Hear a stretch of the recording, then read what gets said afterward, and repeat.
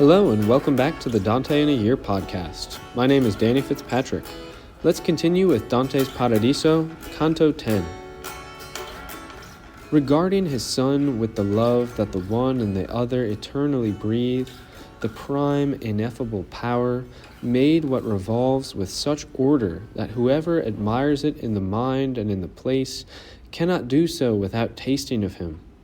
So lift your vision to the high wheels with me, reader, straight to that part where the one motion and the other strike each other, and there begin to wonder at the art of that master who loves it within himself so much that his eye never parts from it. You see how from there the oblique circuit that bears the planets branches, to satisfy the world that calls them. For if their street weren't turned, much virtue in the heavens would be in vain, and almost every power below would be dead. And if it had departed more or less distant from the meridian, whether above or below, much would be lost in the order of the world.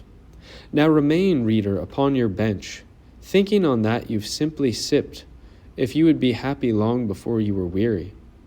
I have set it before you. Now it's for you to feed, for all my care is turned back to that matter in which I've been made scribe. The greatest minister of nature, who imprints the world with the power of heaven and measures the time with his light, conjoined with the place that's mentioned above, was turning in the spirals in which he appears more quickly each day. And I was with him, but the ascent hadn't occurred to me, other than as the root of a thought occurs to a man before its coming. It is Beatrice who so escorts me from good to better, so suddenly that her action doesn't spread in time. How it must have shown of itself, that which was within the sun where I entered, appearing not in color but in light. Though I call on genius, use, and custom, I still couldn't say how it could be imagined. But may you still believe and hunger to see. And if our fantasies are base for such heights, it's no marvel, for there never was an eye that went above the sun. Such there was the fourth family of the High Father who forever satisfies it, showing how he breathes and how he fathers. And Beatrice commenced, give thanks to the Son of the angels, who in his grace has lifted you to this sensible one.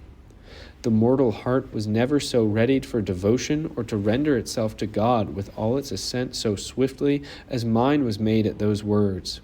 And all my love was so set on him that Beatrice was eclipsed in my oblivion. It didn't displease her, but she so smiled at it that the splendor of her smiling eyes divided my united mind among many things.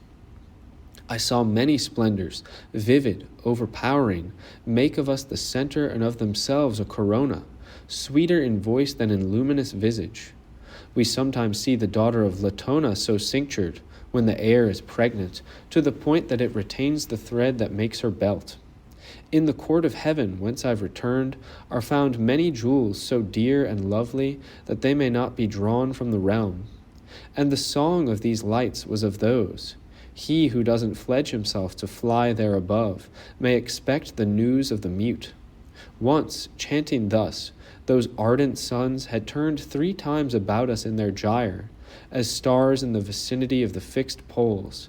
They seemed to me ladies, not nimble in the dance, but arrested in silence, listening until they've caught the new notes.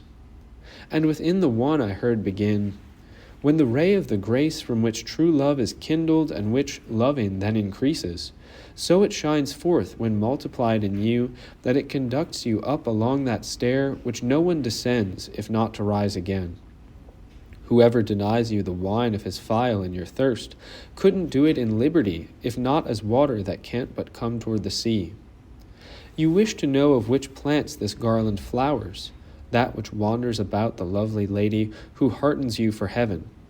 I was among the lambs of the saintly flock that Dominic led up the way where those are well fed who don't wander. This one who's nearest me on the right was my brother and master, and he is Albert of Cologne, and I am Thomas Aquinas. If you'd be well certain of all these others, hold close to my speech in your sight, wheeling up along the holy wreath. That other flame issues from the smile of Gratian, who so aided the one and the other 4 that he pleases in paradise. The one after that, next to adorn our chorus, was that Peter who with the poor woman offered all his treasure to the holy church. The fifth light, that among us most beautiful, breathes of such love that all the world there below would glut itself on news of him. Within there is the lofty mind in which such profound wisdom was set that, if the truth is true, the second of such vision never rose. After him you see the light of that wax which below in the flesh saw farthest within the angels' nature and their ministry. In the other little light smiles that advocate of the Christian temples, of whose Latin Augustine availed himself. Now, if the eye of your mind is drawn from light to light after my lauds, you yet remain thirsty for the eighth. Within rejoices in the sight of all goodness the holy soul who made manifest the world's folly to one who hears him well.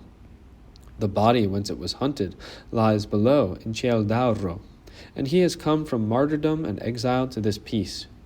You see flaming above the burning breath of Isidore, of Bede, and of Richard, who was more than man in contemplation.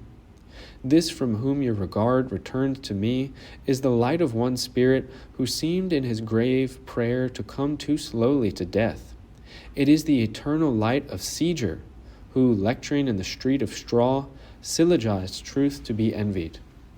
Then, as the clock that calls us in the hour when the bride of God rises to sing her groom matins that he love her, when the one part and the other turn and urge, sounding ting-ting with so sweet a note that the well-disposed spirit swells with love, so I saw the glorious wheel move itself and render voice to voice in a timbre and a sweetness that can't be known, if not there where rejoicing turns eternal.